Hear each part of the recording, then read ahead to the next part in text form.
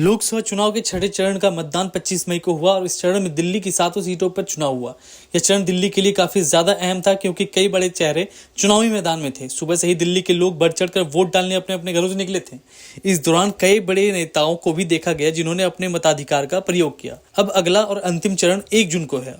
फिर इसके बाद 4 जून को यह तय हो जाएगा कि आखिर किसकी सरकार केंद्र में बनेगी। अंतिम चरण के मतदान को लेकर सभी बड़े नेता बचे हुए जगहों पर चुनाव प्रचार में जुट गए हैं। इस बीच बिहार के काराकाट में प्रचार के दौरान पीएम मोदी ने अपने बयान में मुजरा शब्द का प्रयोग कर दिया, जिसे लेकर काफी ज्यादा बवाल मचा हुआ है। विपक्षी दलों ने पीएम मोदी को घेरने की कोशिश की। प्रधानमंत्री की टिप्पणी की तीखी प्रतिक्रिया व्यक्त करते हुए कांग्रेस नेता पवन खेड़ा ने कहा, आज मैंने प्रधानमंत्री के मुंह से मुजरा शब्द सुना। मोदी जी, ये कैसी मनस्थिति है? आप कुछ लेते क्यों नहीं? अमित शाह और जेपी नड्डा जी को तुरंत उनका इलाज कराना चाहिए। शायद सूरज के नीचे भाषण देने से उनके दिमाग पर बहुत अधिक प्रभाव पड़ा है। वहीं तृणमूल कांग्रेस के सांसद साकेत गोखले ने भी पीएम मोदी की आलोचना करते हुए कहा, नारी शक्ति से आदमी अब मुजरा जैसे शब्दों का इस्तेमाल करने पर उतर आया है। उन्होंने आगे कहा, 10 साल के पीआर और सावधानी पूर्वक तैयार की गई छवि के बाद मोदी अब अपना असली रूप नहीं छिपा सकते। इतनी घटिया भाषा है।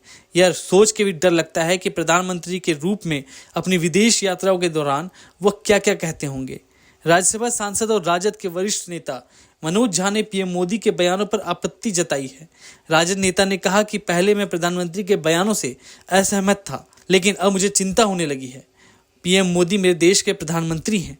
दुनिया में क्या सोचा जा रहा होगा कि मेरे देश के प्रधानमंत्री की राजनीतिक जुबान मंगलसूत्र, भैंस, मछली, मटन, मुजरा है। प्रधानमंत्री आखिर कौन सी फिल्में देखकर ऐसे डायलॉग लिख रहे हैं? मनोज झा ने आगे कहा कि अगर कोई कहे कि मैं दिव्य रास्ते से आया हूं, मेरा जन्म बायोलॉजिकल तरीके से नहीं हुआ है, अगर हम और आप ये बात कहें तो लोग कहेंगे कि इसे डॉक्टर के पास ले जाओ। मुस्लिम आरक्षण पर पीएम मोदी के आरोप पर मनोज झा ने कहा, मैंने बार बार कहा है कि मंडल कमीशन की रिपोर्ट पढ़िए। मंडल कमीशन की रिपोर्ट में 3743 जातियां हैं और उनमें गैर हिंदू जातियां भी हैं जिन्हें आरक्षण देने की सिफारिश की गई है। गुजरात में जहां प्रधानमंत्री मोदी सालों तक मुख्यमंत्री रहे, वहां मुस्लिम समुदाय की जातियों की लंबी लिस्ट है जिन्हें आरक्षण दिया गया है। क्या वे इसे नकार देंगे? दरअसल बिहार में काराकाट और पाटलिपुत्र लोकसभा क्षेत्रों में बैक टू बैक रैलियों को संबोधित करते हुए पीएम नरेंद्र मोदी ने कहा, बिहार वह भूमि है जिसने सामाजिक न्याय की लड़ाई को एक नई दिशा दी है। मैं इसकी धरती पर घोषणा करना चाहता हूं कि मैं एससी, एसटी और ओबीसी को उनके अधिकारों से वंचित करने और उन्हें मुसलमानों की ओर मोड़ने की इंडिया ब्लॉक की योजनाओं को विफल कर दूंगा। वे गुलाम बने रह सकते हैं और अपने वोट बैंक को खुश करने के लिए मुजरा कर सकते हैं।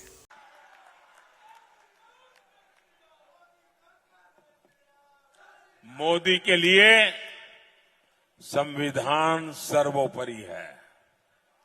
मोदी के लिए बाबा साहब आंबेडकर की भावना सर्वोपरि है।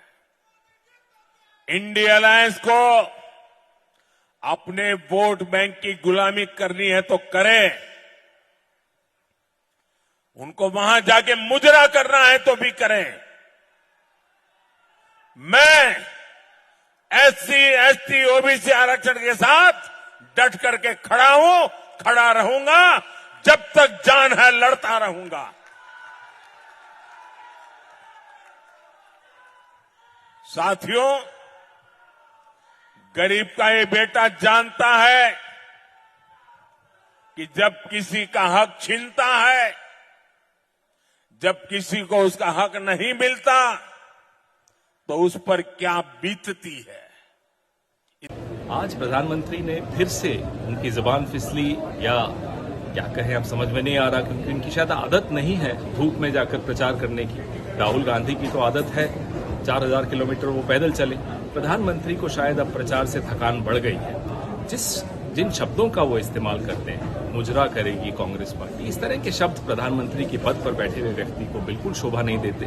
प्रधानमंत्री को मुझे लगता है अब आराम की जरूरत है और मैं अमित शाह जी और नड्डा जी दोनों से आग्रह करूंगा, अगर आपकी थोड़ी सी भी वो सुनते हों तो उनका तुरंत इलाज कराएं। उनको इलाज की आवश्यकता है।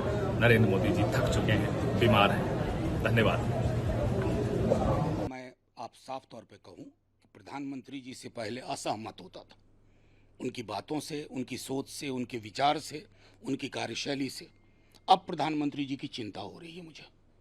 मेरे देश के प्रधानमंत्री हैं, दुनिया में क्या सोचा जा रहा होगा कि मेरे देश के प्रधानमंत्री की पॉलिटिकल जुबान भैंस, मंगलसूत्र, मछली, मटन और अब मुजरा क्या बना के रख दिया। कौन सी फिल्में देख देख करके डायलॉग लिखे जा रहे हैं आपके, और अनशंट आधारहीन बातें। धर्म के नाम पर आरक्षण। कभी मंडल कमीशन रिपोर्ट पढ़ा? मैंने बार बार प्रेस कॉन्फ्रेंस करके कहा कि मंडल कमीशन की रिपोर्ट पढ़िए।